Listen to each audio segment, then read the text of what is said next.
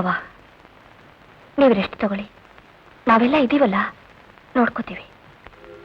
ಇಷ್ಟು ದಿವಸ ನನ್ನ ಮಗಳು ಮದುವೆಯಾಗಿ ಗಂಡನ ಮನೆಗೆ ಹೋದ್ರೆ ಸಾಕಪ್ಪ ಅಂತ ಯೋಚನೆ ಮಾಡ್ತಿದ್ದೆ. ಈಗ ಅವಳು ಹೊರಟು ಬರ್ತೀನಿ ಅಂತ ಹೇಳಕ್ ಬಂದಾಗ ನಾನು ಆತರ ಪಟ್ಟು ಮದುವೆ ಮಾಡಿದೆ ಅಂತ ಅನಿಸ್ಬಿಡ್ತು. ಜಯ ಇನ್ನೂ 4 ದಿನ ನಮ್ಮನೇಲಿ ಇರಬೇಕಾಗಿತ್ತು. ಯಾವತ್ತಾದ್ರೂ ಒಂದಿನ ಅತ್ತೆ ಮನೆಗೆ ಕಳಿಸ್ಲೇಬೇಕಲ್ಲ. ಅಮ್ಮ, ಅವಳು ಹೋಗೋವಾಗ ಏನಾದ್ರೂ ಹೇಳ್ಬಿಟ್ಟು ಹೋದ್ಲಾ? ಕರ್ಣ ಬಂದ ತಕ್ಷಣ ಅವ್ರ ಮನೆಗೆ ಕಳಿಸ್ಬೇಕಂತೆ.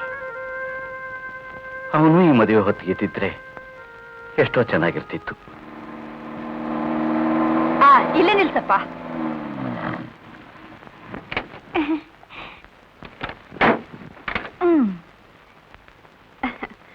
ಎಲ್ಲಿ ಕೊಡು.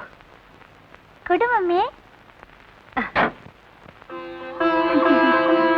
ಓಹ್ ಶಾಂತಿ, ಚೆನ್ನಾಗಿದ್ಯಮ್ಮ? ಚೆನ್ನಾಗಿದ್ದೀನಿ ಅತ್ತೆ. ನಮಸ್ತೆ ಆಂಟಿ. ನಮಸ್ತೆ ನಮಸ್ತೆ. ಒಳಗಡೆ ಹೋಗಮ್ಮ. ಜಯ ಗಂಡನ ಮನೆಗೆ ಹೊರಟೋಗ್ಬಿಟ್ಲ ಅದಕ್ಕೆ? ಈಗ ತಾನೇ ಹೋದ್ಲು. ಸ್ವಲ್ಪ ಹೊತ್ತಿಗೆ ಮುಂಚೆ ಬಂದಿದ್ರೆ ನೋಡಬಹುದಾಗಿತ್ತು. ಏನ್ ಮಾಡ್ಲಿ ಅದಕ್ಕೆ, ಹುಡುಗರಿಗೆ ನಿನ್ನೆ ತಾನೇ ಪರೀಕ್ಷೆ ಮುಗೀತು. ಮದ್ವೆಗಂತೂ ಬರೋಕಾಗ್ಲಿಲ್ಲ. ಗಂಡನ ಮನೆಗೆ ಹೋಗೋಕ್ಕಿಂತ ಮುಂಚೆ ಜಯನಾದ್ರೂ ನೋಡೋಣ ಅಂತ ಬಂದೆ. ಆದ್ರೆ ಅದಕ್ಕೂ ಹುಡುಗ ಹೇಗಿದ್ದಾನೆ? ಚೆನ್ನಾಗಿದ್ದಾನ? ತುಂಬಾ ಲಕ್ಷಣವಾಗಿದ್ದಾನೆ. ಶಾಂತಿ, ನಮ್ಮ ಮಾವನವರು ನಿನ್ನ ತುಂಬಾ ಹೊಗಳ್ತಾ ಇದ್ರು. 10 ಜನದ ಕೆಲ್ಸಾನ ನಮ್ ಶಾಂತಿ ಒಬ್ಳೇ ಮಾಡದ್ಲು ಅಂತ ಹೇಳ್ತಾ ಇದ್ರು. ನಾನೇನ್ ಮಾಡ್ದೆ ಅದಕ್ಕೆ? ಶಾಂತಿ, ಎಂಥ ದೊಡ್ಡ ಮನಸ್ಸಮ್ಮ ನಿಂದು. ಕರ್ಣನ್ ಜೊತೆ ನೀನ್ 60,000 ಕಳಿಸ್ತಾ ಇದ್ದಿದ್ರೆ ಇವತ್ತಿ ಮನೆ ಕಂಡೋರ್ ಪಾಲಾಗ್ತಾ ಇತ್ತು. ಏನು 60,000 ರೂಪಾಯಿನ ನಾನು ಕರ್ಣನ್ ಕೈಲಿ ಕಳ್ಸದ್ನ? ಅಷ್ಟೊಂದು ಹಣ ನನ್ನ ಹತ್ರ ಎಲ್ಲಿ ಬರ್ಬೇಕು? ಹಾಗಾದ್ರೆ ಕರ್ಣ ಮೈಸೂರಿಗೆ ಬಂದಿರ್ಲಿಲ್ವಾ? ಬಂದಿದ್ದ.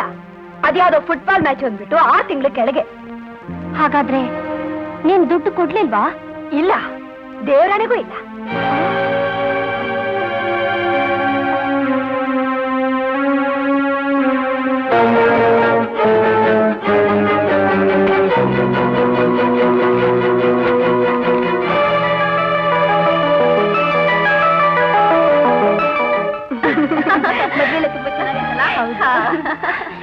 ನಳಿನಿ, ನನ್ ಜೊತೆ ಬಾಮ್ಮ.